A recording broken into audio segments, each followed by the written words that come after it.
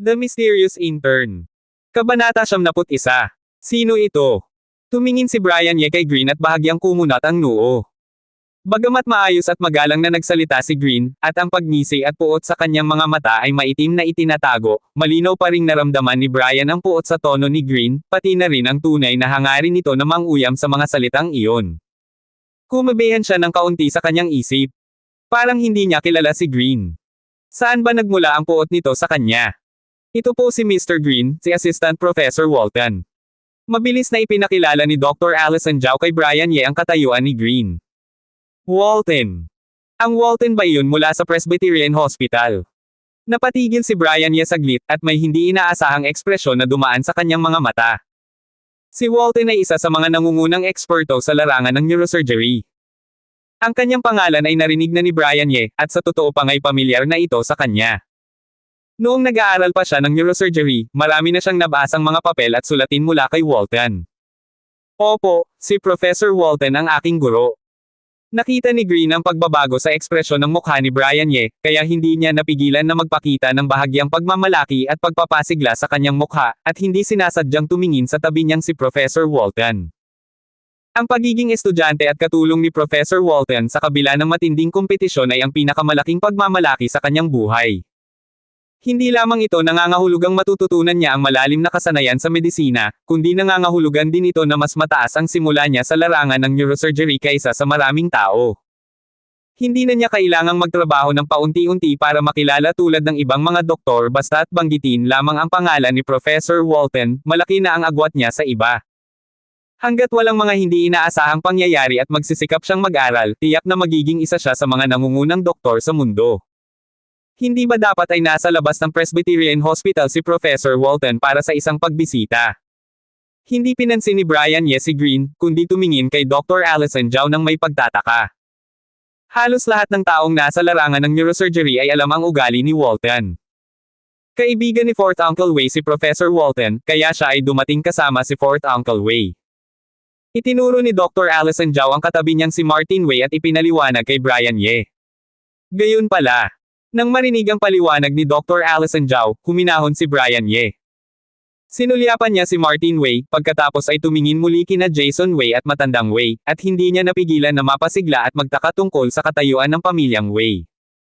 Nanirahan siya sa Estados Unidos at nagtrabaho pa nga diretso sa Presbyterian Hospital. Alam niya na sa Estados Unidos, ang mga sikat na doktor sa mga ospital tulad ng Presbyterian ay may mataas na katayuan sa lipunan, at talagang mahirap para sa karaniwang tao na makipag-ugnayan sa kanila. Lalo na ang mga sikat na doktor sa buong mundo tulad ni Walton, sila rin ay mga kilalang tao sa mataas na lipunan. Karaniwang mahirap silang makita, lalo na't makakasama pa bilang kaibigan. Ngunit ang pagtataka at pagkapasiglang iyon ay sandali lamang sa kanyang isip. Agad na tumingin siya kay Professor Walton sa tabi, at may paggalang na namutawi sa kanyang mga mata habang binati niya ito sa kanyang dalubhasang wikang Amerikano. Professor Walton, ako po si Brian Ye. Isang doktor ako mula sa 3rd Hospital of the Northern Suburbs. Matagal ko na pong hinahangaan ang inyong pangalan. Napakalaking karangalan na makita kayo dito sa 3rd Hospital of the Northern Suburbs sa Chinese Nation.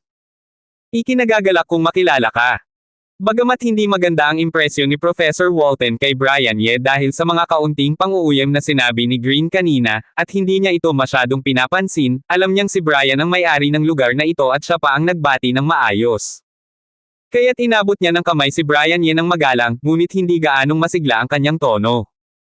Mabuti namang napakaganda ng Ingles mong Amerikano, Dr. Ye. Nakatira ka na ba dati sa Estados Unidos? Tumingin si Martin Wei kay Brian Ye na may pagkabigla sa kanyang mga mata, mas dalubhasa at natural pa ang Ingles ni Brian kaysa sa kanya. Nang marinig ang sinabi ni Martin Wei, biglang may naalala si Walton at tumingin kay Brian Ye nang may pagtataka. Hindi po, ngunit marami akong kaibigang Amerikano noong nasa UK pa ako, kaya naman medyo maganda po ang aking pagsasalita. Bahagyang napasinghap si Brian Ye sa kanyang isip. Matapos ang trahedya sa komunidad ng Gregor, sinabi ni Brian Ye sa sarili na para sa kaligtasan, bago pa siya umabot sa ika-4 na yugto ng longevity formula, kailangan niyang burahin ng lubusan ang lahat ng tala tungkol sa kanyang karanasan sa Estados Unidos sa kanyang resume, at hindi nasasabihin sa sinumang tao na nakapunta siya doon. Hindi niya inakala na sa isang saglit na pagkukulang, ibinunyag niya ang maliwanag na pagkakaiba sa pamamagitan ng paggamit ng natural na Ingles na Amerikano. Gayon pala hindi nakapagtataka. Ngunit talagang magaling ka namang magsalita, Dr. Ye. Maraming taon na rin akong nasa Estados Unidos, ngunit hindi pa rin kasing natural ng sa iyo ang aking pagsasalita. Hindi masyadong iniisip ng mga kasama ni Martin Wei ang sinabi ni Brian, ngunit may bahagya silang paghanga sa kanya. Matagal na siyang nasa Estados Unidos, kaya alam niyang hindi mahirap matutunan ang Ingles bilang kasangkapan sa komunikasyon, ngunit ang pagiging dalubhasa at natural nito ay nangangailangan ng tunay na husay sa wika. Baka nga talagang may kakayahan itong batang Dr. Ye. Si Martin Wei, na dati ay hindi nasisiyahan kay Brian Ye dahil sa kanyang murang edad na parang wala pang 30 taon, ay biglang nagsimulang magkaroon ng pag-asa sa kanya. Mas natural pa ang Ingles kaysa kay Martin Wei. Alam naman nila na mula nang mag-aral siya sa ibang bansa, mahigit 20 taon na si Martin Wei sa Estados Unidos. Nang marinig ang sinabi ni Martin Wei, nagulat sina Dr. Allison Zhao, Manuel Zhao, at ang iba pa habang tumitingin kay Brian Ye. Lalo na sina Dr. Allison Zhao at ang mga miyembro ng pamilyang Wei alam nila kung paano ang ugali ni Martin Wei, at alam nilang hindi ito madaling magbida ng iba. Kung binanggit niya ito ng espesyal, ibig sabihin ay talagang napakaganda ng Ingles ni Brian Ye. Dr. Ye, hindi ka pa po nagsasalita tungkol sa kalagayan ni Mrs. Wei. Si Green, na hindi maalis ang sama ng loob kay Brian Ye, ay napansin ang pagbabago ng ugali ng lahat sa kanya lalo na nang makita niya ang paghanga sa mga mata ni Dr. Allison Zhao habang tumitingin kay Brian. May apoy ng inggit na umapoy sa kanyang puso, ngunit ngumiti siya at ibinalik ang usapan sa dati nilang pinag-uusapan. Nang marinig ang sinabi ni Green, agad na bumalik ang pansin ng lahat sa tunay na layunin ng pagtitipon, at muling tumingin silang lahat kay Brian Ye. Professor Walton, nakita niyo na po ba ang kalagayan ni Mrs. Wei? Gusto ko sanang malaman kung mayroon po kayong mga opinyon o pananaw tungkol dito. Hindi pinansin ni Brian Ye ang mga tingin ni na Green at ng iba pa, kundi tumingin kay Professor Walton. Bagamat mayroon na siyang paunang ideya tungkol sa kalagayan ni Mrs. Wei sa kanyang isip, nais niyang marinig muna ang opinyon ni Walton bago sabihin ang sarili niyang pananaw. Sa isang banda, si Professor Walton ay isang tunay na awtoridad sa larangan ng neurosurgery, at bihira lang na makarinig ng kanyang mga opinyon tungkol sa isang pasyente ng personal. Hindi gustong mawawala ni Brian Ye ang pagkakataong matuto, at maaaring magbigay ito ng mga bagong ideya para gawing mas perpekto ang kanyang plano sa paggamot.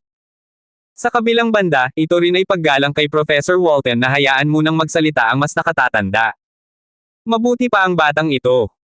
Hinayaan pa niyang magsalita ang kanyang guro. Kapag tapos na ang guro, maaari na siyang sumunod sa sinabi nito, at pagkatapos ay ibibigay ang papuri sa guro at sasabihing sumusuporta siya sa mga opinyon nito.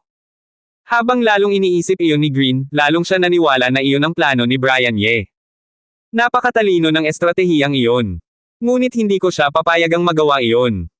Nangisi si Green sa kanyang isip at mabilis na nag-isip ng paraan kung paano tutulan si Brian Ye kung gagawin nga nito ang kanyang hinala.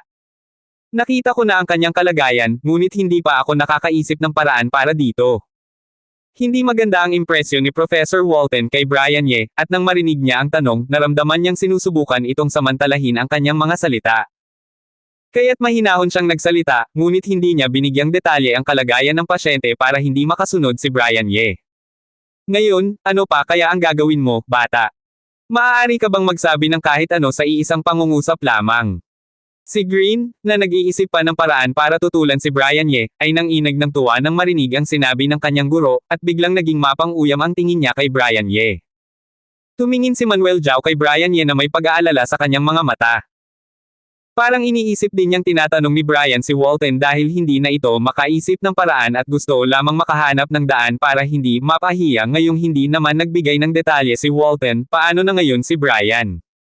Dr. Ye, narinig ko pong napakabihirang ang Chinese medicine. Mayroon na po ba kayong naiisip na paraan para gamutin si Mrs. Wei gamit ito? Pagkatapos magsalita, biglang may naalala si Walton at tumingin kay Brian Ye na may bahagyang pagngisi sa kanyang mga mata.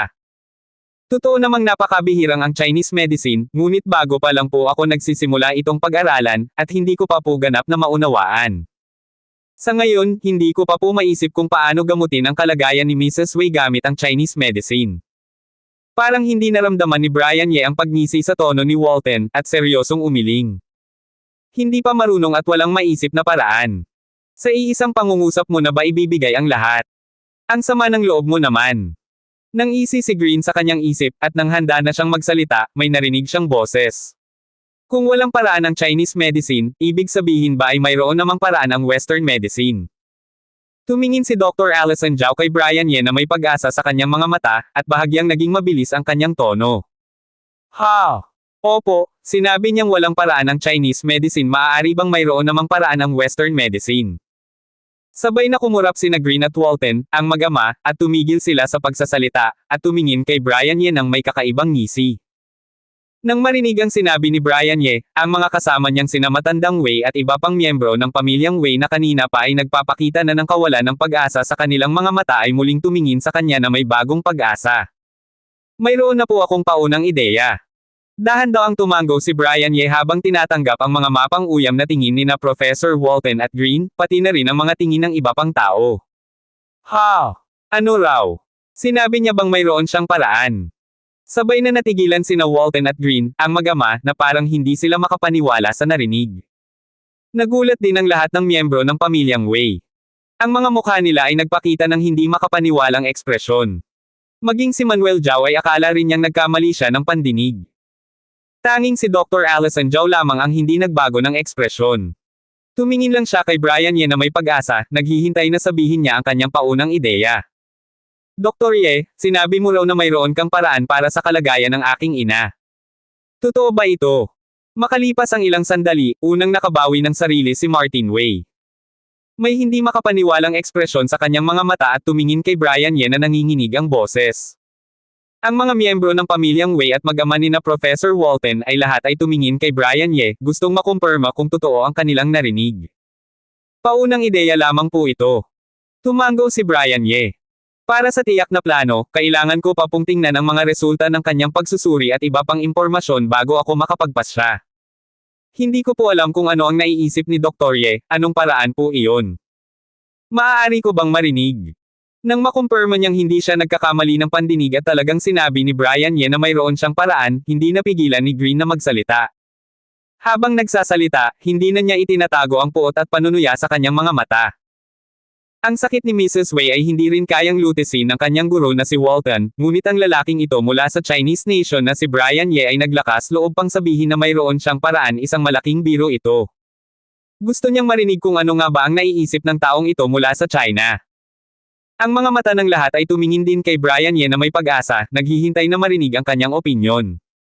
Sinulyapan ni Walton si Brian Ye, at may bahagya ng paghamak at pagkamuhi sa kanyang mukha. Bagamat hindi maganda ang impresyon niya kay Brian Ye dati, wala naman siyang labis na sama ng loob, ngunit sa sandaling iyon ay nadaman niya ang pagkasuklam sa kanya. Iniisip niyang si Brian Ye ay isang batang lalaki na gustong lamang pansinin, walang alam at walang takot. Ang ganitong uri ng kabataan ay ang pinaka hindi niya gusto. Sa kanyang pananaw, kapwa sa klinikal na medisina at akademikong pagsasaliksik, kailangang maging tahimik at maglaan ng sapat na panahon para sa pag-unlad. Oo nga, sa kanyang pananaw, si Brian Ye ay nagpapakitang gilas lamang. Hindi niya akalain na talagang makakaisip ito ng paraan para gamutin si Mrs. Wei. Ang kalagayan ni Mrs. Wei binasa niya ng maingat ang mga datos ng pagsusuri at seryosong nagsagawa ng pagsusuri at pag-iisip. Alam niyang gaano kahirap ang kalagayan ni Mrs. Wei.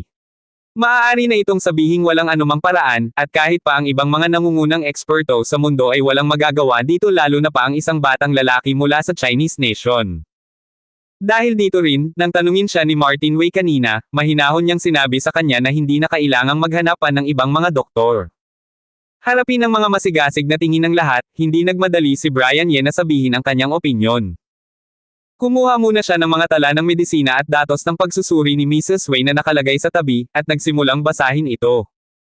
Matapos basahin ito ng mabilisan, at nang handa na siyang magsalita, dahan-daang nagsalita siya, ang aking paunang ideya ay magsagawa ng operasyon kay Mrs. Wei. Sa pamamagitan ng operasyon, ay susubukan nating ayusin ang kanyang lumbar spine at mga nerbiyos. Ayusin. Madaling sabihin niya ang sugat ni Mrs. Wei ay direktang nakadikit sa nerve bundle. Isang mali lamang ay maaaring magdulot ng kamatayan. Nang matapos magsalita si Brian Ye, nang isi si Green at sumagot. Kaya nga't huwag kang magkamali.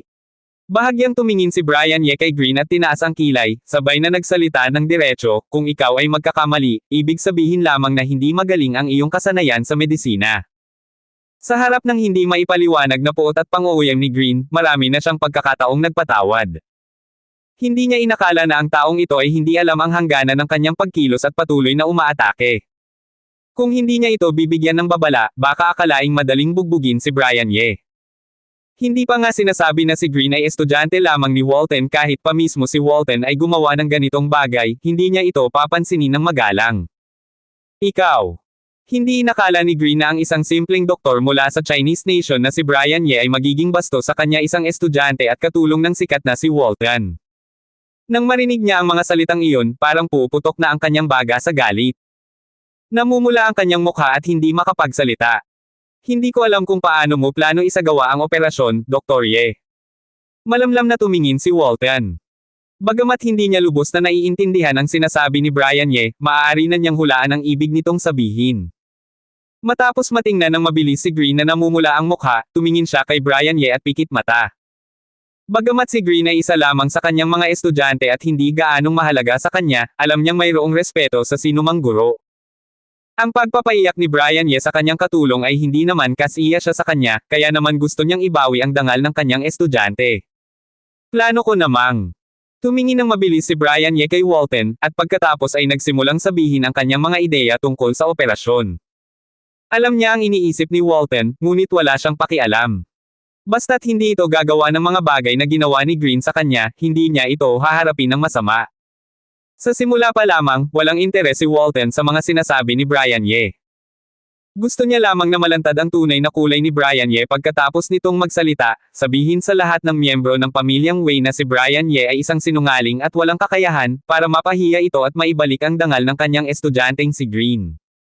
Ngunit habang patuloy na nagsasalita si Brian Ye, unti-unting nagbago ang ekspresyon ni Walton. May kasabihan nga namang, sa unang galaw pa lang ng eksperto, alam mo na kung may kakayahan. Ang mga unang pagsusuri ni Brian Ye tungkol sa sakit ni Mrs. Wei ay hindi naman kakaiba, mga pangkaraniwang pagsusuri lamang ito, ngunit nang magsimula itong magbigay ng kanyang mga opinyon, hindi niya napigilan na mabigla. Bilang isang sikat na nangungunang eksperto sa mundo, alam niya kung may tunay na kakayahan ang isang tao. Sa unang opinyon pa lang ni Brian Ye, napagtanto niyang hindi pala kasing simple nang ipinapakita ng batang lalaking ito ang kanyang kakayahan. At habang patuloy niyang naririnig ang mga sinasabi ni Brian Ye, lalong naging seryoso ang mukha ni Walton. Ang kanyang mga nakikitid na mata ay unti-unting bumukas, at ang ekspresyon niya ay naging lubos na seryoso. Sa huli, ang naramdaman ni Walton ay maaari nang ilarawan bilang kabigatan ng loob. Kailan pa nagkaroon ng ganitong husay na batang doktor ang Chinese nation? Ang pag-unawa ng batang doktor na ito sa larangan ng neurosurgery ay hindi mukhang mas mababa sa mga matatandang eksperto. Maging ang kanyang mga ideya ay mas aktibo pa kaysa sa kanya. Baka estudyante ito ng isa sa aking mga matandang kaibigan. Hindi napigilan ni Walton na hulaan ang tunay na pagkakakilanlan ni Brian Ye. Nang ipakilala siya ni Green kanina, binabaan niya ng tingin ang pagkakakilanlan ni Brian Ye kaya hindi niya ito inilahad ng buo, kaya naman hindi niya alam kung sino talaga ito. Samantala, si Green na galit at hindi makapagsalita, ay nagkakagipit para hanapin ang pagkakataong makapaghiganti kay Brian Ye. Ngunit nang marinig niya ang mga sinasabi ni Brian Ye, unti-unting nagbago rin ang ekspresyon sa kanyang mukha. Mayroon naman siyang talino para tanggapin bilang estudyante at katulong ni Walton. Kung may kakayahan si Brian Ye, maririnig niya ito. Sa una, akala niya ay wala itong alam at isang hanggal lamang hindi niya ito pinansin, ngunit hindi niya inakala na ang taong ito mula sa China ay talagang may kakayahan. Ngunit kahit na may kakayahan ito, ang kanyang guro ay hindi makaisip ng paraan, siguradong hindi rin ito makakahanap ng tunay na paraan. Hanggat hindi ito makakaisip ng tunay na paraan, may pagkakataon pa akong mapahiya ito. Matapos magbago-bago ang ekspresyon sa kanyang mukha, kinuyam ni Green ang kanyang mga kamao at ngumunguya ng may galit. Ganyan ba ang gagawin? Talagang kaya? Habang nakikinig sa paliwanag ni Brian Ye, si Dr. Allison Zhao, isang doktor sa larangan ng neurosurgery, ay hindi napigil ang tumalima at magsimulang mag-isip gamit ang mga ideya ni Brian. Maaari bang talagang may paraan ang batang doktor na si Brian Ye? Si Martin Wei, na maingat na sinusubaybayan ang reaksyon ni Walton, ay nakita ang pagbabago sa ekspresyon ng mukha nito, kaya lalong lumakas ang pag-asa sa kanyang mga mata. Isang negosyante siya at laging may lohikal na pag-iisip. Kaya't kahit na ipinakita ni Brian Ye ang kanyang kakayahan kanina, at labis na hinahangad niyang gumaling ang kanyang ina, nanatili pa rin siyang may kumpiyansa sa katwiran at may bahagyang pagdududa kay Brian Ye.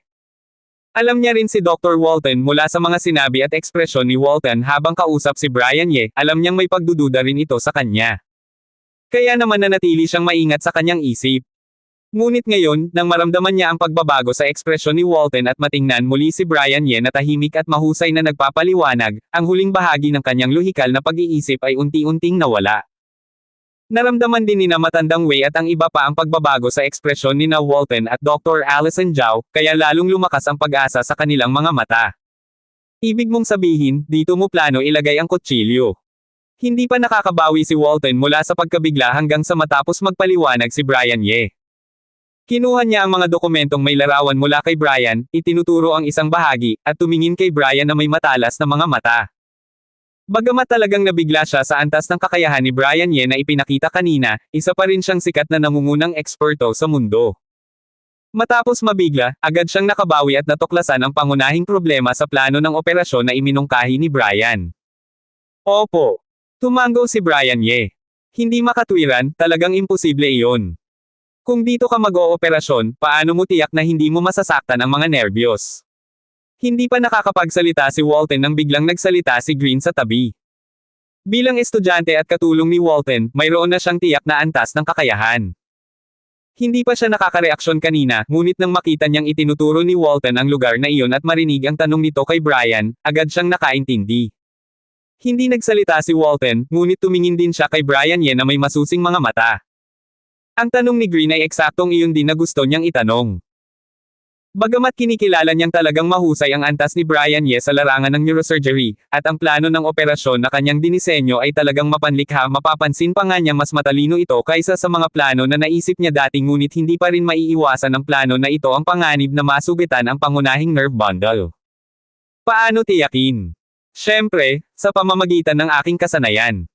Tinaas ni Brian Ye ang kanyang kilay. Nang marinig ang mga matapang na salita ni Brian Ye, nagulat ang lahat kabilang na si Walton. Napakasimple at diretso ng dahilan, napakatalino rin ng dating nito, hindi ba? Talaga bang ganito siya katiyak sa sarili niyang kasanayan? Tumingin si Walton kay Brian Ye na puno ng kumpiyansa at lakas ng loob, at bahagyang kumurap ang kanyang mga mata. Sa pamamagitan ng iyong kasanayan. Isang biro ito. Alam mo ba kung sino ang pasyenteng ito? Alam mo ba kung sino si Mrs. Wei? Kung mangyari ang anumang hindi maganda sa kanya, kaya mo bang panagutan ito? Tumawa si Green dahil sa mga sinabi ni Brian Ye. Ang taong ito mula sa Chinese nation talagang akala niya na dahil mayroon siyang kaunting talino at kakayahan, hindi na siya matatalo at kayang gawin ang lahat. Kung susundin ang kanyang plano ng operasyon, bagamat mababawasan ang panganib na masugitan ang nerve bundle, kahit pa ang kanyang guro na si Walton ang magsagawa nito, hindi bababa sa 80% pa rin ang panganib. Ngunit ang lalaking ito ay nang-ahas pang sabihin na ang kanyang kasanayan ang magiging garantiya.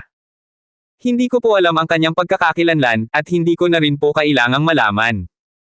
Alam ko lang na ako ay isang doktor at siya ay aking pasyente.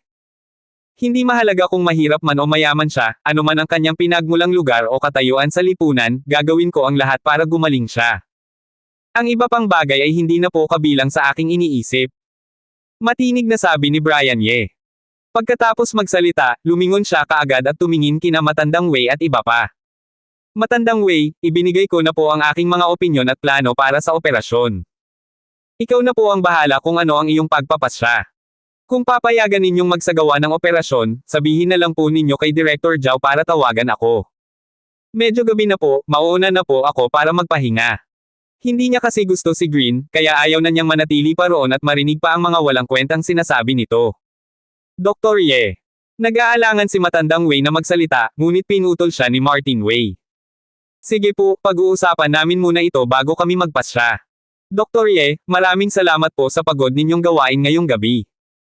Wala pong anuman, trabaho ko lang po ito. Tumango si Brian Ye, yumuko siya bilang paggalang kina Matandang Wei at iba pa, batiin sina Manuel Zhao at Dr. Allison Zhao, pagkatapos ay lumingon at umalis na sa kwartong pangpagamot. Ginawa na niya ang lahat ng makakaya niya, kaya wala na siyang dahilan para manatili pa roon. Kahit papiliin ng pamilyang Wei na tiwalaan siya at ipaoperasyon niya ang kanilang ina, bukas pa naman iyon imposible at hindi kailangang gawin ngayong gabi. Sa halip na manatili pa roon at magsayang ng salita habang naghihintay ng desisyon, mas mabuting umuwi na siya para magsanay. Nang makita ang pag-alis ni Brian Ye mula sa kwarto, nag-aalangan ang ekspresyon ni Matandang Wei. Sa huli, hindi na rin siya nagsalita at napabuntong hininga na lamang. Alam niyang walang saysay na pigilan pa si Brian Ye kaya tama ang desisyon ni Martin Wei. Kailangan nilang tumahimik at seryosong isipin kung dapat nilang tiwalaan ang batang doktor na ito at hayaan itong magsagawa ng operasyon. Si Manuel Zhao, na handa nang magsalita, ay hindi na rin nagsalita sa huli. Tumingin na lamang siya habang umaalis si Brian Ye. Alam niyang matigas ang ulo ni Brian sa kabila ng kanyang mukhang mapagpakumbaba. Tumingin si Green kay Brian Ye na umaalis na, at paminsan-minsan namumula ang kanyang mukha. Gusto niyang gamitin ang katayuan ni matandang Wei para pilitin si Brian, ngunit hindi niya inakala na ibabalik ito ni Brian gamit ang mga prinsipyo ng pagiging isang doktor.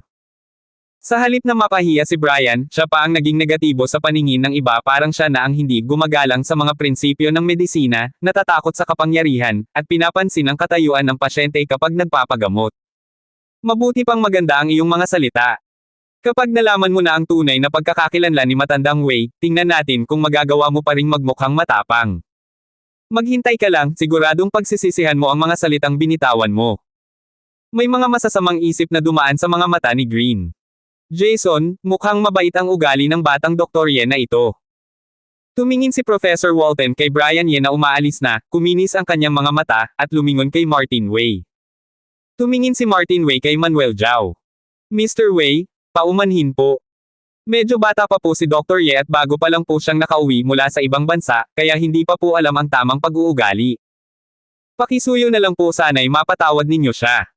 Nalulungkot na humingi ng paumanhin si Manuel Zhao sa lahat ng miyembro ng pamilyang Wei para kay Brian Ye. Professor Walton, ano na po ang dapat nating gawin ngayon? Ano po ang inyong opinyon? Hindi naman talaga nagagalit si Martin Wei kay Manuel Zhao. Umalis na si Brian Ye, at bagamat parang hindi niya pinapahalagahan ang pamilyang Wei, wala namang ginawang mali si Brian, makatwiran naman ang kanyang mga sinabi.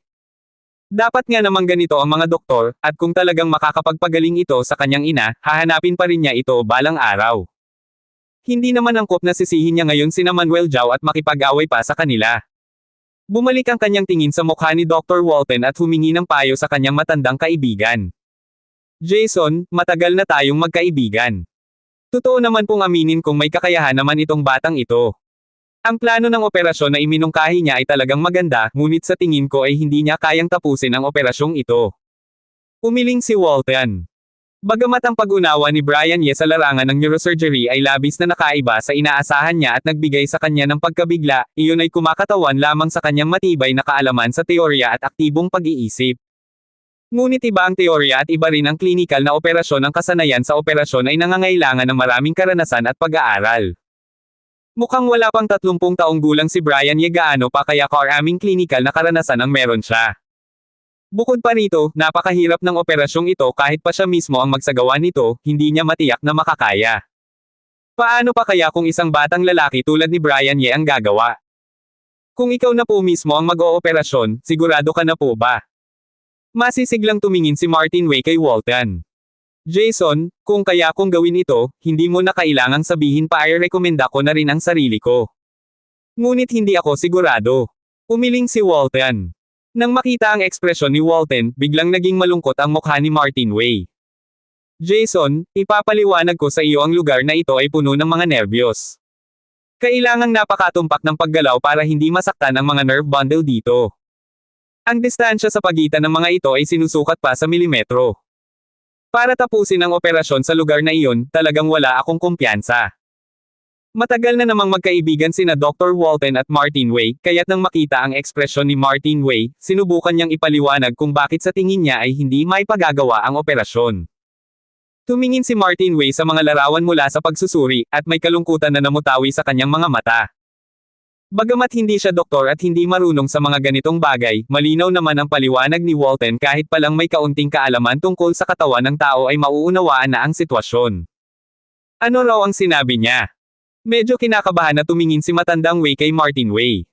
Ingles ang ginamit ni na Martin Wei at Walton sa pag-uusap kaya hindi niya naiintindihan. Tatay, sinabi po ni Professor Walton na imposibleng tapusin ang operasyong ito. Kahit pa po siya ang magsagawa, hindi rin po niya matiyak ang tagumpay. Sinulyapan ni Martin Wei ang kanyang kinakabahang ama, nag-aalangan man ngunit sinabi niya ng totoo ang mga salita ni Walton. Bagamat nais niyang sabihin ang magagandang balita para mapasaya ang kanyang ama, alam din niyang ang pagbibigay ng maling impormasyon ay magdudulot lamang ng mas malaking sakit sa kanya. Bukod pa rito, kailangan din ng kanyang ama na gumawa ng desisyon.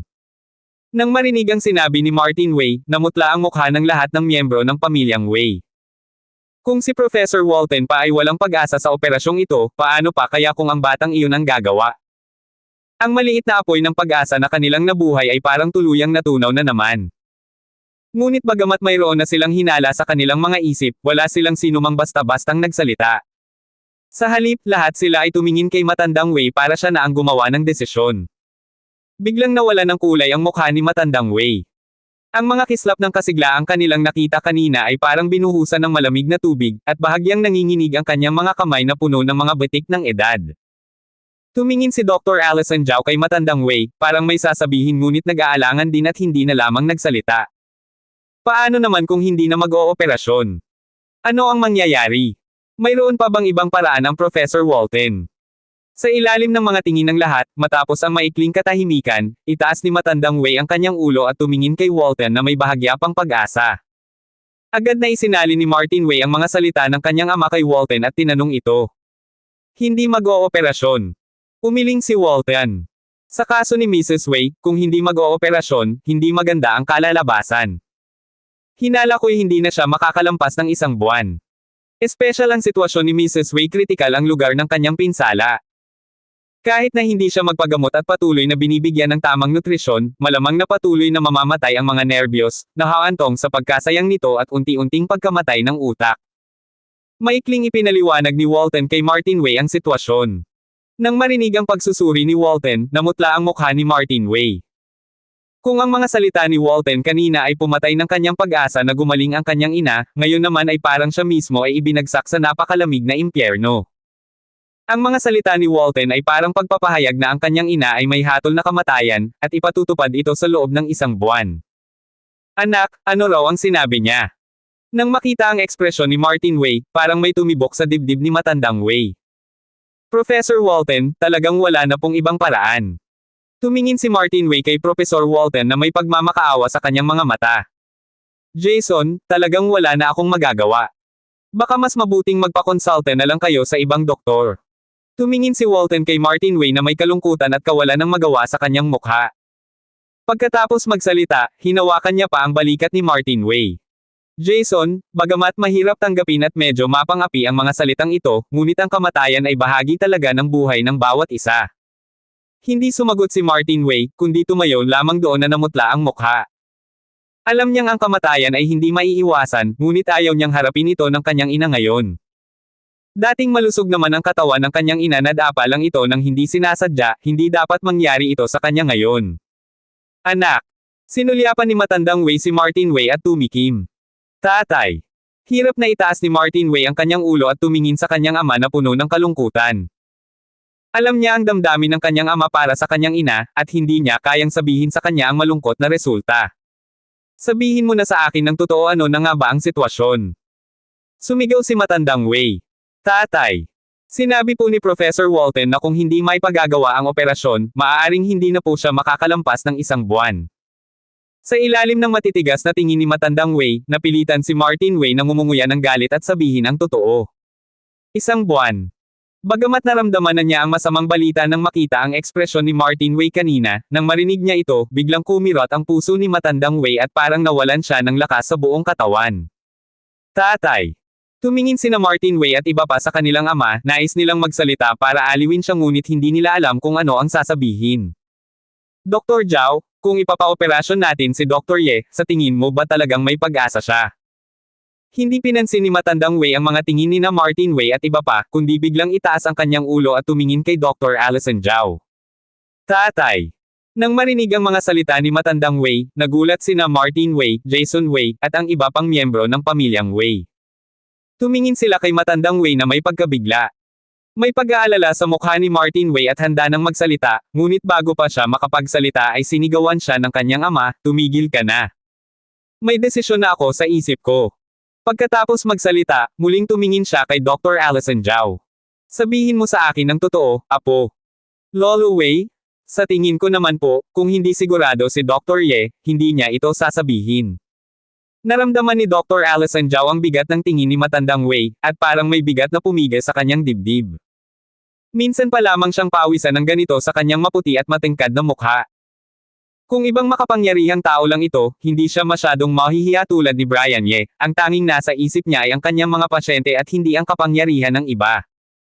Ngunit si Matandang Wei ay isang matandang tao na mahal siya mula noong bata pa siya, at si Mrs. Wei naman ay parang lola na mahal siya. Kaya naman lalong lumaki ang kanyang pagkabalisa. Matapos mag-isip ng maikling sandali, ngumunguya siya ng lakas at nagsalita. Director Zhao, hindi naman po sinabi ni Dr. Ye na sigurado siyang makakapagpagaling.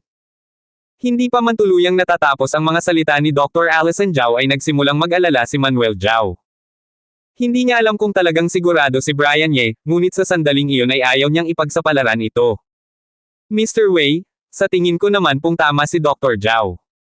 Kung hindi sigurado si Dr. Ye, hindi niya ito sasabihin. Bukod pa rito, sinabi niya kanina na ang kanyang kasanayan ang magiging garantiya, ibig sabihin po ay may kumpiyansa siya. Sina Martin Wei at iba pa ay handa nang magsalita para pigilan si Matandang Wei, sabihin na kahit pa si Professor Walton ay hindi sigurado sa operasyon, kaya ito'y hindi rin dapat kayang gawin ni Brian Ye at hindi dapat silang magkaroon ng pag-asa. Ngunit bago pa sila makapagsalita ay naunang nagsalita si Green. Ang hayop na dayuhang ito na kanina pa ay binababa ng tingin si Brian Ye ay biglang nagsasalita ng ganito, sinasadya niya talagang ipahamak si Brian Ye. Hindi na kailangang mag-isip pa. Kung talagang papayagan ni Matandang Wei na ipaoperasyon ni Brian Ye ang kanyang asawa at kung mabigo ang operasyon, hindi magiging maayos ang kinabukasan ni Brian Ye. Nang marinig ang mga salita ni Green, naintindihan ni Manuel Zhao ang masamang balak nito. Parang mapuputok na ang kanyang baga sa galit. Tumingin siya kay Green na may puot sa mga mata, parang gusto na nitong patayin ito ng tingin lamang. Ngunit alam niyang hindi niya magagawa iyon, at hindi rin ito ang tamang panahon para makipag-away sa kanya. Ang pinakamahalaga ngayon ay pigilan si Green at huwag hayaan na ipaoperasyon ni Brian Ye ang pasyente. Tumingin siya kay Matandang Wei na may pag-aalala, handa nang magsalita para pigilan itong magkaroon ng pag-asa, ngunit bago pa siya makapagsalita ay biglang nagsalita si Matandang Wei, Dalagang Zhao, isagawa na natin ang operasyon kay Dr. Ye. Iyon na ang desisyon namin. Huwag na kayong magsasalita pa, tapos na ang usapan. Sinulyapan ni Matandang Wei ang kanyang asawang nakahiga sa kama, at lalong naging matibay ang kanyang mga mata. Magkasama silang dumaan sa maraming hirap at pagsubok mula pa noong sila ay mahirap pa lamang. Isang puso na silang dalawa, at alam niyang kung makapagsalita pa ang kanyang asawa, sasang-ayon ito sa kanyang desisyon, hindi ito papayag na makita lamang na nakahiga siya sa kama at mamamatay na parang walang lakas. Kahit na mamatay man, mas mabuting mamatay siya sa operating table. Mas maayos iyon kaysa sa makita lamang na naghihirap siya sa sakit. Sina Martin Wei at iba pa, na handa pang magsalita para pigilan siya, ay napahinto nang marinig ang desisyon ng kanilang ama. Alam nilang kapag ganito na ang tono ng kanilang ama, tapos na ang lahat at hindi na maaaring baguhin pa.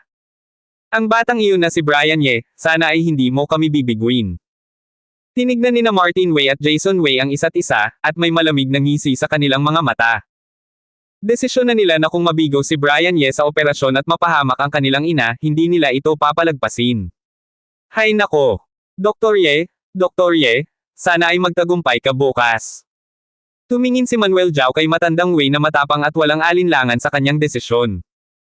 Hindi na niya sinabi ang mga salitang handa na niyang sabihin. Alam niyang walang saysay pa ito kung ganito na ang desisyon ng matanda. Napabuntong hininga na lamang siya, at ang kanyang mga mata ay puno ng pag-aalala habang dasal-dasal na sana ay magtagumpay ang operasyon ni Brian Ye. May pag-aalala rin sa mukha ni Dr. Allison Zhao. Bagamat may tiwala siya kay Brian Ye at alam niyang maraming himala na itong nagawa, nang makita niya ang matibay na desisyon ni Matandang Wei at ang malamig na tingin ni Martin Wei, hindi niya napigilan na mag-alala. Ikaw namang si Brian Ye, hindi mo ba sinabing napakatalino mo at ang iyong kasanayan ang magiging garantiya? Ngayon na, ibibigay na sa iyo ang operasyong ito. Tingnan natin kung paano mo tiyak na mapagagaling mo siya. Nang makita ang ekspresyon ni na Martin Wei, may masamang ngisi sa mga mata ni Green at nangisi siya sa kanyang isip. Nang maalala niya ang mga salitang binitawan ni Brian Ye kanina at ang pagmamataas nito sa kanya, lalong lumakas ang puot sa kanyang puso. Kinabukasan ng umaga, tumawag si Dr. Allison Zhao kay Brian Ye para sabihin ang desisyon ng pamilyang Wei. Pagkatapos niyang umuwi kagabi, pinatay niya ang kanyang telepono at nagsimula siyang magsanay. Nang gumawa na ng desisyon ang pamilyang Wei at ipag-utos kay Dr. Allison na tawagan siya, patay pa rin ang kanyang telepono. Hindi naman siya labis na nagulat sa desisyon ng pamilyang Wei. Nakita ni Professor Walton ang kalagayan ni Mrs. Wei, at nakita rin ito ni Brian Ye at sa pamamagitan pa ng paghawak ng pulso, mas malinaw pa niyang naintindihan kaysa kay Professor Walton. Kung hindi may pagagawa ang operasyon sa lalong madaling panahon, hindi makakalampas ng 20 araw si Mrs. Wei at maaaring maantala pa ang pagkamatay ng kanyang utak. 20 araw na buhay, ngunit nakahiga lamang sa kama, hindi makagalaw, hindi makapagsalita, at hindi makapahayag ng kanyang sarili walang dangal na namumuhay sa kahirapan. Hindi lamang para kay Mrs. Wei kundi pati na rin para sa karaniwang tao, napakahirap tanggapin ang ganitong sitwasyon. Kaya naman kahit na napakataas ng panganib ng operasyon, alam niyang pipiliin pa rin ito ni matandang Wei kung mayroon siyang maayos na pag-iisip. Mayroon namang kaunting pag-asa kung mag-ooperasyon. Kahit pamabaygo man ang operasyon, mas maganda na rin ito kaysa sa makita lamang na naghihirap si Mrs. Wei. Bagamat kinakabahan ang boses ni Dr. Allison at hiniling na pumunta siya agad para sa operasyon, may paunang appointment na si Brian Ye sa paaralan kailangan niyang pumunta sa China University of Traditional Chinese Medicine para magparehistro. Hindi na niya magagawa ang operasyon noong umaga, kaya naman napagkasunduan nilang gawin ito sa hapon. Pagkatapos ay diretso siyang nagmaneho patungong universidad.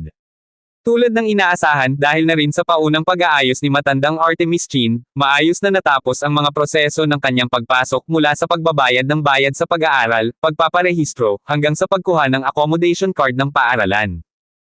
Ang kanyang tutor ay si Cynthia Sia, isang guro sa Chinese herbal medicine at isang kilalang eksperto sa larangang iyon. Ang pagpili niya ng Chinese herbal medicine ay bunga ng mahabang pag-iisip at payo ni Artemis Chin, na sumang-ayon din sa kanyang desisyon. Talagang may husay si Brian Ye sa pag-aaral at may matibay na kaalaman sa Western medicine. Alam din niya ng lubusan ang istruktura ng katawan ng tao. Ngunit ang kanyang pinakamalaking kahinaan ay ang kanyang kaalaman sa Chinese medicine na hindi pa ganap na matibay. Ang Chinese herbal medicine ang pundasyon ng Chinese medicine. Lahat ng mga doktor sa Chinese medicine ay nagsisimula sa pag-aaral ng mga kanta ng sabaw at mga halamang gamot. Napakahalaga na pag-aralan ng mabuti ni Brian Ye ang Chinese herbal medicine para palakasin pa ang kanyang pundasyon. Baka dahil sa ipinagkakalob siya ni Artemis Chin, labis na naging masigasig si Cynthia Sia sa kanya matapos siyang makapagparehistro. Inilahad nito ang mga dapat tandaan sa pag-aaral bilang isang mag-aaral ng graduate at tinanong pa ang kanyang mga naunang natutunan. Dati plano niyang ayain si Cynthia Sia na kumain, ngunit dahil sa operasyon na kanyang kailangang gawin, napagpasyahan niyang ipagpaliban na lamang ito. Matapos mag-usap ng kaunti tungkol sa mga pangunahing detalye, umalis na siya agad. Dahil sa kakaunting oras, hindi pa siya nakakakain ng tanghalian nang siya ay magmadaling pumunta sa Beijing-no. 3 hospital. Pagdating niya doon, kumain muna siya ng kaunti sa cafeteria bago diretso na pumunta sa operating room. Sa loob ng operating room, lahat ng tauhan ay naroroon na. Ang mga kasama niya ay mga dating kasama na niya sa mga operasyon. Si Doc Zhang pa rin ang mga ngasiwa ng anesthesia, si Dr. Allison Zhao pa rin ang first assistant, at ang iba pang mga tauhan ay mga dating nakatrabaho na niya. Hindi pa ba dumating si Dr. Ye? Sinulyapan ni Doc Zhang si Mrs. Wei sa operating table, saka ang mga instrumento sa tabi, at tumingin kay Dr. Allison Zhao na may pag-aalala sa mga mata. Ayon sa naunang plano, naibigay na niya ang anesthesia kay Mrs. Wei at nararapat na simulan na ang operasyon. Maaari pang pahabain ang oras ng anesthesia, ngunit mas mainam na dumating na si Brian Ye para simulan ito. Hindi pa, pero malapit na sigurong dumating. Palagi naman siyang nasa oras. Tumingin si Dr. Allison Zhao sa orasan sa dingding at umiling. Tumango ang lahat sa operating room. Tama naman si Dr. Allison, hindi pa nila nakitang nahuhuli si Brian Ye. Sinulyapan ni Doc Zhang ang orasan at napagtanto na 2 o 3 minuto na lamang bago maabot ang napagkasunduang oras.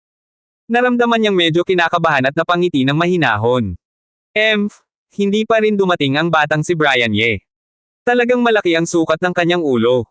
Hindi pa nga alam kung gaano kagaling sa operasyon, pero nagpapanggap ng malaki. Hindi niya ba napapansin kung kanino ito operasyon? Paano niya nagagawang magpakita ng ganitong ugali sa harap ng pamilyang Wei? Talagang naghahanap siya ng gulo. Sa observation room sa itaas ng operating room, tumingin si Green sa loob ng operating room na may ngisi sa kanyang bibig. Pagkatapos niyang umuwi kagabi, sinuri niya ulit ang katayuan ng pamilyang Wei at mas naintindihan niya ang kanilang kapangyarihan sa Chinese nation. Hindi lang si Brian Ye na isang simpleng doktor kahit pa siya at ang kanyang guro na si Walton ay hindi magagawa itong magpakita ng ganitong ugali sa harap ng pamilyang Wei. Ang batang ito na si Brian Ye ay paulit-ulit nang nagpapanggap ng mataas talagang hinahanap niya ang sarili niyang pagkakahamak. Batay sa ugali at katayuan ng pamilyang Wei, paano nila papayagan na gawin ito ng batang ito? Hindi pa ba dumating ang Dr. Ye na iyon? Tulad ng inaasahan ni Green, tumingin si Jason Wei kay Vice Manuel Zhao na kasama niya at may matitigas na mga mata. Tumingin din sina Martin Wei, Matandang Wei, at iba pa kay Manuel Zhao. Mabuti pa si Matandang Wei hindi halata ang emosyon sa kanyang mukha. Ngunit malinaw namang makikita sa mga mukha ni na Martin Wei at iba pa ang kanilang pagkainis. Sinabi pa ni Brian Ye na mayroon siyang ibang gagawin noong umaga, mayroon pa bang mas mahalaga kaysa sa operasyon ng kanilang ina. Ngayon, ilang minuto na lamang bago maabot ang napagkasunduang oras ng operasyon, ngunit hindi pa rin dumating si Brian Ye. Mayroon pa bang respeto sa pamilyang Wei ang lalaking ito? Talaga bang akala niya na hindi nila kayang gumawa ng anumang bagay para sa kanya? Desisyon na nila na kung mabigo si Brian Ye sa operasyon, hindi nila ito papalagpasin. Mr. Wei, siguradong nasa daan na si Dr. Ye. Huwag po kayong mag-alala, napakahusay niya sa pagpapanatili ng oras at hindi niya papabayaan ang operasyon. Mga pawis ang namuo sa noo ni President Manuel Zhao habang kinakausap niya si Jason Wei ng kinakabahan.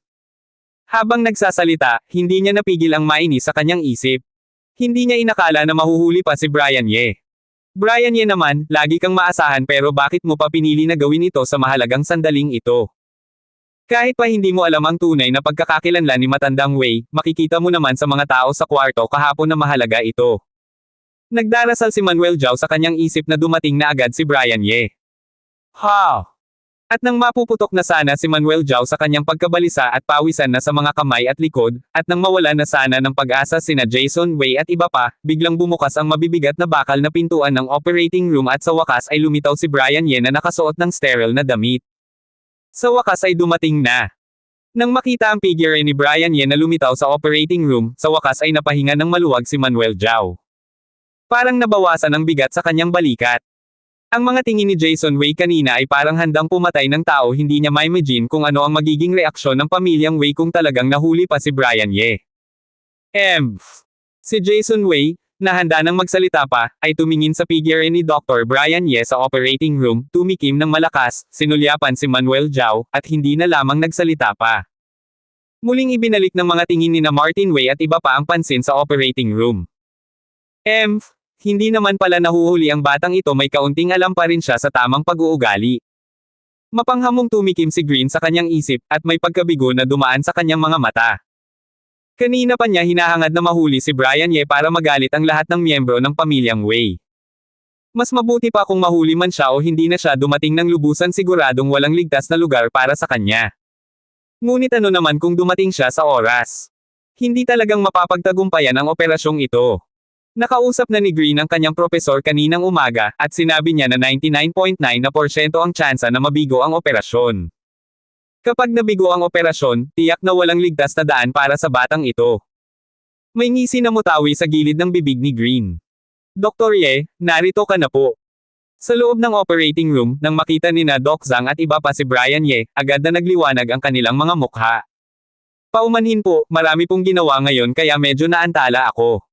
Maraming salamat po sa paghihintay ninyo. May pakiramdam na pagkakasala si Brian Ye habang tumitingin sa lahat na halatang naghintay na sa kanya.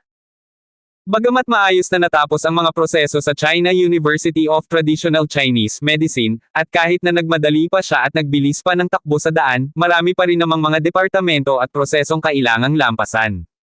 Bukod pa rito, medyo malayo ang universidad sa Third Beijing Hospital, halos magkabilang dako pa sila ng lungsod. Nang dumating siya sa ospital, medyo naantala na nga siya. Bukod na lang sa mabuti na hindi siya nahuli sa oras. Wala pong anuman. Basta't dumating ka po sa oras, Dr. Ye, simulan na po natin ang operasyon. Ngumiti si Doc Zhang, pagkatapos ay lumingon at tumingin kay Mrs. Wei sa operating table. Sige po. Uulitin ko na naman pong hihilingin ang inyong tulong ngayong araw. Tumango si Brian Ye at hindi na nagbiro pa. Matapos yumuko ng bahagya bilang paggalang sa lahat, diretso siyang pumunta sa operating table, ibinaba ang operating lamp, at inanunsyo na simulan na ang operasyon. Ang batang ito ba ay alam ang kahalagahan ng mga katulong sa operasyon? Handang yumuko sa kanila. Sa observation room, si Walton na nakatayo lamang at hindi pa nagsasalita ng anumang komento, ay nakita ang mga galaw ni Brian Ye at may bahagya ng pagkabigla sa kanyang mga mata. Bilang isang sikat na doktor sa mundo na nagsagawa ng maraming operasyon, alam niya ang kahalagahan ng mga kasapi ng koponan sa operating room. Hindi kayang tapusin ng isang doktor na mag-isa ang operasyon kahit pagaano siya kagaling, kailangan ng sama-samang gawain at pagkakaunawaan ng buong koponan para mapataas ang tsansa ng tagumpay. Kaya naman alam ng bawat may karanasang doktor na igalang ang mga kasapi ng koponan at huwag magpakita ng pagmamataas sa kanila. Sa kanyang pag-iisip, hindi pa kabilang si Brian Ye sa mga may karanasan, at batay sa kanyang pag-uugali kahapon at ngayon, tila mapagmataas pa ito. Kaya naman ang kilos ni Brian Ye ay talagang nagbigay sa kanya ng pagkabigla. Ngunit hindi naman nagbago ang ekspresyon ni Walton sa kanyang mukha. Hindi rin niya binago ang kanyang pananaw tungkol sa pag-asa ng operasyon dahil sa maliit na pagkabigla na ibinigay ni Brian Ye. Hindi talagang mapapagtagumpayan ang operasyong ito. Tiyak na si Walton sa konklusyong ito. Para sa kanya, ang tanging tanong na natitira ay kung makakaya bang tapusin ng batang ito mula sa China ang operasyon, at kung mamamatay ba si Mrs. Wei habang nag-ooperasyon. Bagamat pagkatapos niyang umuwi kagabi ay naghanap siya ng impormasyon tungkol kay Brian Ye at nalaman niya na ito ang batang binanggit ni Wentz at Charles noong bisitahin ng Wellington Hospital Expert Group ang China, hindi pa rin ito nakapagbago ng kanyang pananaw tungkol sa resulta ng operasyon. Dahil sa pagsusuri ni Brian Ye sa kalagayan ni Mrs. Wei kahapon, sa plano ng operasyon na kanyang binuo, at dahil wala siyang inggit kay Brian Ye, hindi niya ito tinitingnan na parang basura tulad ng kanyang katulong na si Green. Hindi rin niya iniisip na binigyan ng pera o ibang bagay ni Brian Ye sina Wentz para purihin siya. Inaamin niya ng positibo na may malaking pag-aaral si Brian Ye sa larangan ng neurosurgery, at hindi imposibleng purihin siya ni Wentz. Ngunit ano naman ang mangyayari noon? Kahit pa siya mismo o si Wentz ang mag-ooperasyon, hindi rin nila matatapos ang operasyong ito. Kahit pa gaano siya katalino, paano niya kayang gawin ito? Kung mayroong sino mang makakagawa nito kahit pa kaunti lamang ang tsansa, iyon ay ang misteryosong doktor na nagngangalang Dr. Z. Pero ang batang ito, wala siyang alam sa mga limitasyon at hindi dapat pumayag sa operasyong ito, hindi pa dapat niya ito binanggit. Tumingin si Walton kay Brian Ye na kukuha na ng scalpel para simulan ang operasyon, at mahinang umiling sa kanyang isip. Magsisimula na. Habang nagsisimula na si Brian Ye sa operasyon, biglang hinigpitin ni matandang Wei ang kanyang hawak na tungkod, at bahagyang kumibo ang mga ugat sa kanyang noo. Dr. Ye, dapat mong mapagtagumpayan ito. Biglang tumaas ang puso ni President Manuel Zhao at nagsimulang magdasal sa kanyang isip. Batay sa ugali ni Jason Wei at iba pa, alam niyang ang tagumpay o pagkabigo ng operasyon ni Brian Ye ay hindi lamang nakasalalay sa kanyang sariling kapalaran kundi pati na rin sa kinabukasan ng Third Beijing Hospital. Kung mabigo ang operasyon, hindi sila papalagpasin ng mga miyembro ng pamilyang Wei. Nabigla rin ang mga puso ni Martin Wei, Jason Wei, at iba pa. Bagamat wala silang pag-asa na magtagumpay ang operasyon, sana naman ay mapangalagaan ni Brian Ye ang kaligtasan ni Mrs. Wei at hindi magdulot ng mas malaking panganib sa kanya, lalo na't hindi dapat siyang mapahamak. Sa wakas ay magsisimula na ang palabas. Bahagyang kinuyam ni Green ang kanyang mga kamao, at may kasiyahan at pag-asa sa kanyang mga mata. Hindi na niya mapigilan na makita ang sitwasyon pagkatapos mabigo si Brian Ye sa operasyon. Ano itong ginagawa niya? Namilog ang mga mata ng lahat ng miyembro ng pamilyang Wei nang makita ang biglaang pagbilis ni Brian Ye. Ang mga mata ng lahat ay puno ng pagtataka at kalituhan. Si Lolo Wei, na lubos na kinakabahan mula pa noon, ay nanlaki ang mga mata. Makikita sa kanyang mga mata ang pagkabigla at pag-aalanlangan. Hindi sinasadyang napatingin silang lahat kay Manuel Zhao at kay Walton, pati na rin ang iba pa, nais nilang makita ang reaksyon ng mga profesional tulad nila. Ngunit ang mga tingin ni Walton at Green ay nakatutok lamang kay Brian Ye. Hindi pa sila makapaniwala o makabawi sa kanilang sarili. Pati na rin si Manuel Zhao ay nabigla rin, ganap na hindi alam kung ano ang ginagawa ni Brian Ye. Professor Walton, ano itong ginagawa niya? Hindi napigilan ni Martin Wei na tanungin si Walton. Pinapabilis niya ang kanyang bilis. Sagot ni Walton habang ang ekspresyon sa kanyang mukha ay mula sa pagkabigla ay naging seryoso na. Natahimik si Martin Wei. Siyempre naman ay nakikita niyang mabilis na ang ginagawa ni Brian Ye, hindi naman siya bulag. Ngunit hindi iyon ang tinatanong niya. Gusto niyang malaman kung bakit binibilasan ng doktor na si Ye ang operasyon. Maaari bang magdulot ng panganib ito sa kanyang ina? Sinusubukan niyang pabilisin ang operasyon para mabawasan hanggat maaari ang pangalawang pinsala habang inaayos niya ang mga sugat ni Ginang Wei. Parang naramdaman ni Walton na medyo magulo ang kanyang unang sagot, kaya't binigyang linaw niya ito kay Martin Wei. Hindi niya tinitingnan si Martin Wei, kundi nakatutok lamang siya kay Brian Ye at makikita sa kanyang mga mata ang bahid ng pagkabigla. Naiintindihan niya ang intensyon ni Brian Ye at inaamin din niyang iyon ang pinakamabuting paraan, ngunit kaya bang mahanap ng tama ng mabilis na bilis ni Brian Ye ang mga nasugatan na bahagi? Kaya ba niyang tapusin ang mga operasyong kailangan? Hindi maaaring matapos ng batang ito ang operasyong ito. Sa bilis na iyon, imposibleng magawa niya ito, siguradong gagawa siya ng pagkakamali sa lalong madaling panahon. Napakahigpit ng pagkakahawak ni Green sa kanyang mga kamao at lubos na kinabahan na rin. Hindi niya inakala na makakapagbilis pa ng ganoon si Brian Ye. Tinututok niya ang mga mata kay Brian Ye na mabilis na nag-ooperasyon, napakabilis ng mga galaw ng kamay nito na halos maputol ang tingin. May bahid ng inggit sa kanyang mga mata habang patuloy siyang nagdarasal sa kanyang isip na gumawa ng pagkakamali si Brian Ye sa susunod na segundo. Hinihintay niya ang tunog ng instrumentong sumusubaybay sa buhay na nasa tabi ng operating table. Naniniwala siyang siguradong gagawa ng pagkakamali si Brian Ye at mabilis na magiging tuwid na linya ang kurba ng buhay ni Ginang Wei. Hindi siya naniniwala na ganap na bilis talaga iyon ni Brian Ye, at hindi rin siya naniniwala na sa bilis na iyon ay mapananatili pa nitong tumpak at walang kamalian ang kanyang mga operasyon. Iyon ay hindi kayang gawin ng isang tao. Para palang bawasan ang pinsala kaya binibilasan niya ang operasyon. Namilog ang mga mata ni Martin Wei nang marinig ang paliwanag ni Walton, pagkatapos ay ipinaliwanag niya ito kay Lolo Wei at sa iba pa. Matapos marinig ang pagsasalin sa kanilang lingwahe ni Martin Wei, ang lahat ng miyembro ng pamilyang Wei kabilang na si Lolo Wei ay napahinga ng maluwag. Ngunit ang pagpapahinga nilang iyon ay sandali lamang. Pagkatapos noon, lalong lumakas ang tibok ng kanilang puso at mas lalong kinabahan pa kaysa dati. Kahit na hindi sila doktor at hindi gaanong alam ang mga propesyonal na kasanayan sa medisina, naiintindihan nilang mas madaling gumawa ng pagkakamali kung mabilis ang operasyon, at kung mangyari iyon ay lubhang makakapinsala kay Ginang Wei. Hindi nila mapigilan ang pag-aalala kung maaaring gumawa ng pagkakamali si Brian Ye. Batang ito, huwag kang gagawa ng pagkakamali. Kung hindi, hindi kita papalagpasin. Nakatutok ang mga mata ni Jason Wei kay Brian Ye habang mahigpit na nakakahawak siya sa kanyang mga kamao. Hindi alam ni Brian Ye na ang kanyang biglaang pagbilis ay nagdulot ng matinding emosyon sa mga tao sa observation room sa itaas ng operating room na naging dahilan para lubos silang kabahan. Tinututok lamang ni Brian Ye ang kanyang mga mata kay Ginang Wei na nasa operating table, sa scalpel na hawak niya, at sa bawat bahagi at sugat na nasa loob. Inabot niya sa limitasyon ang kanyang paningin para malinaw niyang makita ang bawat bahagi ng sugat, habang mabilis na inaayos ito gamit ang kanyang kamay. Bagamat napakabilis ng kanyang mga galaw, nanatili namang matatag ang kanyang mga kamay at tumpak ang bawat galaw.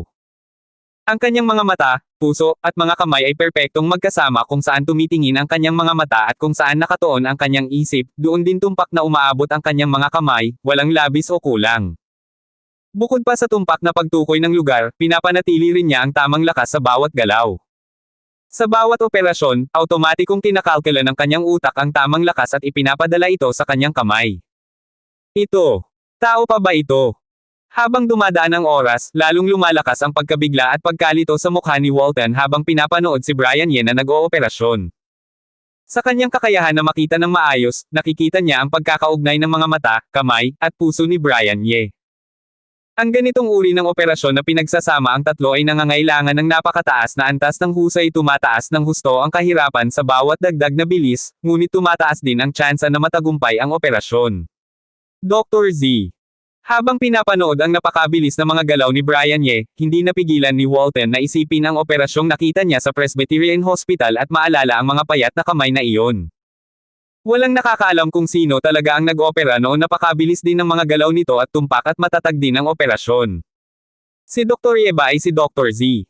Isang kaisipang dumaan sa isip ni Walton, ngunit sa isang iglap ay ibinagsak niya ito. Hala, ano bang iniisip ko? Ang mga kasanayan ni Dr. Z ay lubhang husay at tumpak, at mayroon din siyang napakaraming karanasan sa operasyon. Malinaw na mas matanda na siya, hindi bababa sa 40 taong gulang. Paano naman siya magiging isang batang lalaki na hindi pa umabot sa 30 taong gulang? Umiiling si Walton at tinanggihan ang kanyang biglaang haka-haka. Ngunit, kung hindi siya si Dr. Z, Bukod pa sa misteryosong si Dr. Z, may iba pa bang tao sa mundo na maaaring umabot ng ganitong taas ng husay? Nang ganitong bilis. Paano niya natutunan ang operasyon ng batang ito? Napakabata pa niya, paano niya nagawang gawing matatag at mabilis ang kanyang mga operasyon? Parang bagyo ang naramdaman ni Walton sa kanyang puso at makikita sa kanyang mukha ang pagkalito. Professor Walton, sa tingin niyo po ba ay may pag-asa siyang magtagumpay? Habang dumadaan ang oras, hindi napigilan ni Martin Wayne na tanungin muli si Walton. Ito naman. Sa unang pagkakataon, nagpakita ng pag-aalinlangan si Walton sa kanyang mga mata.